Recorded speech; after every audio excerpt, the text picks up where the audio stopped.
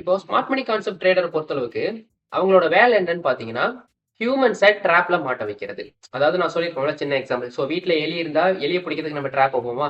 So அத மாதிரி அவங்கள பொறுத்தளவுக்கு ட்ரேடிங்ல நம்ம தான் வந்து எலி.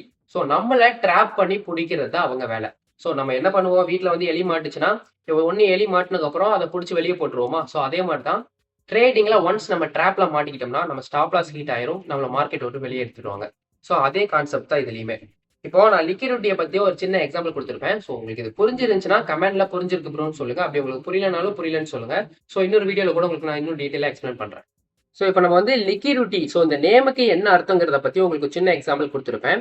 ஸோ நெக்ஸ்ட் நம்ம பார்க்க போறது என்னன்னு பார்த்தீங்கன்னா how many types of liquidity. So மொத்தம் எத்தனை லிக்விடிட்டி இருக்கு அப்படின்னு பார்த்தீங்கன்னா, ஸோ அது வந்து பார்த்தீங்கன்னா ஒரு 20, 25. ஸோ இத்தனை டைப்ஸ் ஆஃப் லிக்விடிட்டி இருக்கு.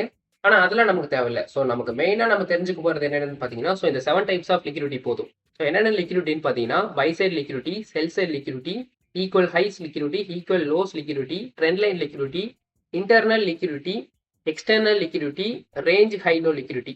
ஸோ இந்த வீடியோவில் பார்த்தீங்கன்னா இது எல்லாத்தையுமே என்னால் உங்களுக்கு ப்ராக்டிக்கலாக உங்களுக்கு சொல்ல முடியாது. ஸோ லிக்விடிட்டினா என்ன, லிக்விடிட்டியில் என்னென்ன இருக்கு, என்னெல்லாம் தெரிஞ்சுக்கணுங்கிறத பற்றி இந்த வீடியோவில் சொல்லியிருக்கேன். ஸோ நெக்ஸ்ட் வீடியோவில் வந்து பார்ட் 1 பார்ட் 2ன்னு சொல்லி ட்ரேடிங் ஃப்ரீ கோர்ஸ் லிக்விடிட்டின்னு சொல்லி உங்களுக்கு வீடியோஸ் வர ஆரம்பிக்கும்.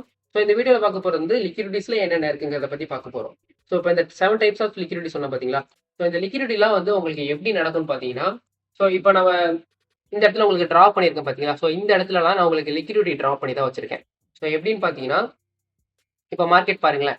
ஸோ இங்கேருந்து இப்போ மார்க்கெட் பார்த்தீங்கன்னா இந்த இடத்துலேருந்து மேலே போகுது பார்த்தீங்களா? ஸோ ஒன்ஸ் இங்கேருந்து மேலே போனதுக்கப்புறம் உங்களுக்கு ஹை வந்து இங்கே கிரியேட் ஆயிருக்கு. அதாவது ஃபர்ஸ்ட் ஹை பார்த்தீங்கன்னா உங்களுக்கு இங்கே கிரியேட் ஆயிருக்கு பார்த்தீங்களா? ஸோ லிக்விடிட்டி கான்செப்டை பொறுத்த அளவுக்கு என்னன்னு பார்த்தீங்கன்னா, ஒரு ஹை இருக்கு.